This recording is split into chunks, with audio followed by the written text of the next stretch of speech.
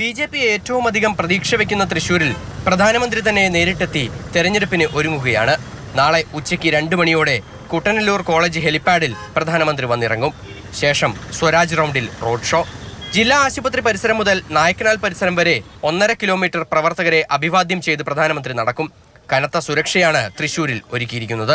പല സ്ഥലത്തു നിന്ന് ഈ പരിപാടിയിലേക്ക് പങ്കെടുക്കാൻ വരുന്നവർക്ക് വേണ്ടിയിട്ടുള്ള പാർക്കിംഗ് സൗകര്യങ്ങളുള്ളതെല്ലാം ഓർഗനൈസേഴ്സുമായിട്ട് കമ്മ്യൂണിക്കേറ്റ് ചെയ്തിട്ടുണ്ട്. മറ്റ് ഇവിടുത്തെ തൃശ്ശൂർ നിവാസികൾക്കും തൃശ്ശൂർ നഗരത്തിലേക്ക് വരുന്നവർക്കുമുള്ള ഡൈവേർഷൻ റൂട്ടുകളും അതിനു വേണ്ടിയിട്ടും വിപുലമായിട്ടുള്ളൊരു ട്രാഫിക് സംവിധാനം തന്നെ ചെയ്തിട്ടുണ്ട്. വടക്കുന്നാഥ ക്ഷേത്ര മൈതാനിയിൽ തയ്യാറാക്കിയ പൊതുസമ്മേളന വേദിയിലാണ് മഹിളാ സമ്മേളനം നടക്കുക.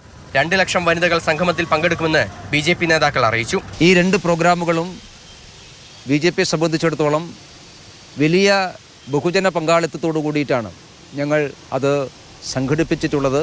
മഹിളാ സമ്മേളനം നടക്കുന്ന ഈ വടക്കുന്നാഥ ക്ഷേത്ര മൈതാനിയിൽ മഹിളകൾക്ക് മാത്രമേ പ്രവേശനമുണ്ടാവുകയുള്ളൂ.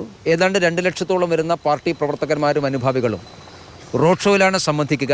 പൊതുസമ്മേളന വേദിക്കരികിൽ സാമുദായിക നേതാക്കളുമായി പ്രധാനമന്ത്രി കൂടിക്കാഴ്ച നടത്തും. അതേസമയം ജില്ലയിലെ വിവിധ ഭാഗങ്ങളിൽ സുരേഷ് ഗോപിക്ക് വോട്ടഭ്യർത്ഥിച്ചുകൊണ്ട് ചുവരെഴുത്തുകൾ പ്രത്യക്ഷപ്പെട്ടു തുടങ്ങി. ലോക്സഭാ തെരഞ്ഞെടുപ്പ് പടിവാതിൽക്കൽ എത്തി നിൽക്കെയാണ് പ്രധാനമന്ത്രി നരേന്ദ്രമോദി തൃശൂരിലെത്തുന്നത്.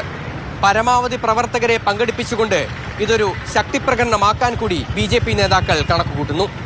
സുജി പട്ടാമിക്കൊപ്പം MS ലിഷോയ്, മാതൃഭൂമി ന്യൂസ്, തൃശൂർ.